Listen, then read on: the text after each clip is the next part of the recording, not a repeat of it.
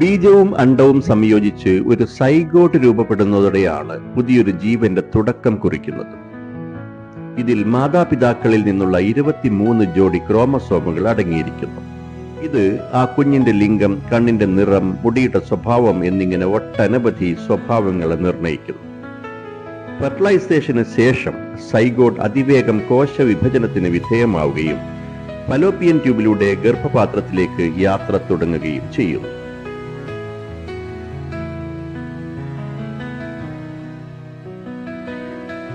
അടുത്ത ഘട്ടമാണ് ബ്ലാസ്റ്റോസിസ്റ്റ് ഘട്ടം. ഗർഭധാരണത്തിന് ഏകദേശം 5 മുതൽ 6 ദിവസങ്ങൾക്ക് ശേഷം സൈഗോട്ട് 16 കോശങ്ങളുള്ള ഒരു പന്തിന്റെ ആകൃതിയിലുള്ള ബ്ലാസ്റ്റോസിസ്റ്റ് ആയി മാറുന്നു. ഒരു ബോൾ പോയിന്റ് പേനയുടെ തുമ്പിനേക്കാൾ ചെറിയ വലിപ്പമേ ഇതിനുള്ളൂ. ഈ ഘട്ടത്തിലെത്തുന്ന ഭ്രൂണങ്ങൾക്ക് മാത്രമേ ഗർഭപാത്രത്തിൽ പറ്റിപ്പിടിച്ച് വളരാനുള്ള ശേഷി ഉണ്ടാകൂ.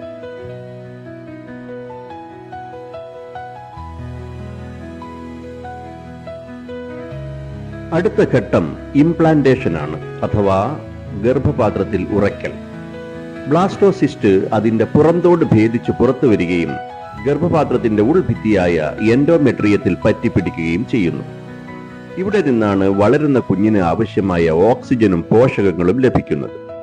ഏകദേശം 4 ആഴ്ചകൾ പിന്നിടുമ്പോൾ ശരീരം ഗർഭകാല ഹോർമോണുകൾ ഉൽപ്പാദിപ്പിച്ചു തുടങ്ങുകയും ആർത്തവചക്രം നിലയ്ക്കുകയും ചെയ്യുന്നു.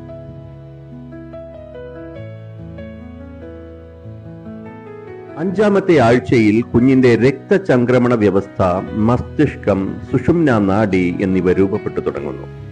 ഈ കാലയളവിൽ കുഞ്ഞിന്റെ ഹൃദയം സ്പന്ദിച്ചു തുടങ്ങും. 6 മുതൽ 8 ആഴ്ച വരെ മൂക്ക്, വായ, ചെവി എന്നിവയുടെ ആകൃതി തെളിഞ്ഞു വരുന്നു. കൈകാലുകളും വിരലുകളും വളരാൻ തുടങ്ങും.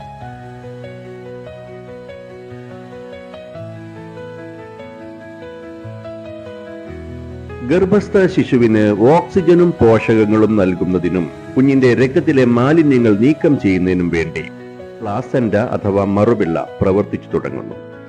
പൊക്കിൾക്കൊടി വഴിയാണ് ഈ വിനിമയം നടക്കുന്നത്. 9ാം ആഴ്ച മുതൽ ഭ്രൂണത്തെ ഫീറ്റസ് എന്ന് വിളിക്കുന്നു. ഈ സമയമാകുമ്പോഴേക്കും കുഞ്ഞിന്റെ ഭൂരിഭാഗം അവയവങ്ങളും രൂപപ്പെട്ട് കഴിഞ്ഞിരിക്കും. മുഖത്തെ അടയാളങ്ങൾ കൂടുതൽ വ്യക്തമാവുകയും കുഞ്ഞ് കൈകാലുകൾ ചലിപ്പിക്കുകയും ചെയ്യുന്നു. 12ാം ആഴ്ചയോടുകൂടി ഏകദേശം 5 സെന്റിമീറ്റർ വലിപ്പവും 14-15 ഗ്രാം തൂക്കവും കൈവരിക്കുന്നു. ഗർഭധാരണത്തിന് ശേഷമുള്ള ആദ്യ ആഴ്ചകളിൽ തന്നെ കുഞ്ഞിന്റെ പ്രധാന അവയവ്യവസ്ഥകൾ രൂപപ്പെടുന്നു. രക്തചംക്രമണ വ്യവസ്ഥയും നാഡീവ്യൂഹത്തിന്റെ വികാസവും അതിവേഗം നടക്കുന്നു.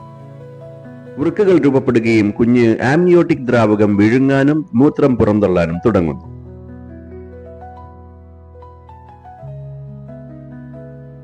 അടുത്ത മാസങ്ങളിൽ കുഞ്ഞിന്റെ വലിപ്പവും ഭാരവും വർദ്ധിക്കുന്നു.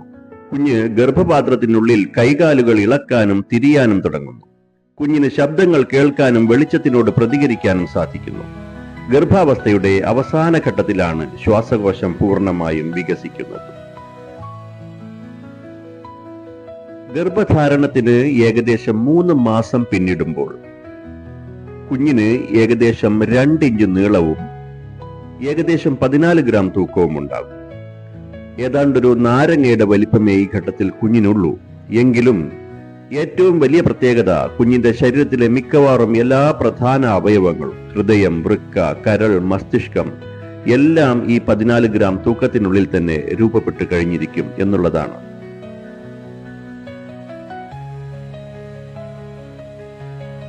ഒമ്പതാം മാസം പൂർത്തിയാകുമ്പോൾ കുഞ്ഞ് പ്രസവത്തിന് അനുയോജ്യമായ രീതിയിൽ തല താഴേക്ക് തിരിയുന്നു.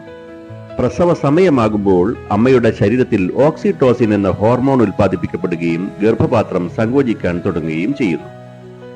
ഗർഭപാത്രത്തിന്റെ ഗളം വികസിക്കുകയും, അതായത് സെർവിക്സ്, കുഞ്ഞിന് പുറത്തു വരാനുള്ള വഴിയൊരുങ്ങുകയും ചെയ്യുന്നു. സങ്കോചങ്ങൾ ശക്തമാകുന്നതോടെ കുഞ്ഞ് ജനന കനാൽ വഴി പുറത്തേക്ക് വരുന്നു. കുഞ്ഞ് ജനിച്ചതിന് ശേഷം പൊക്കിൾക്കൊടിയും മറുപിള്ളയും പുറന്തള്ളപ്പെടും.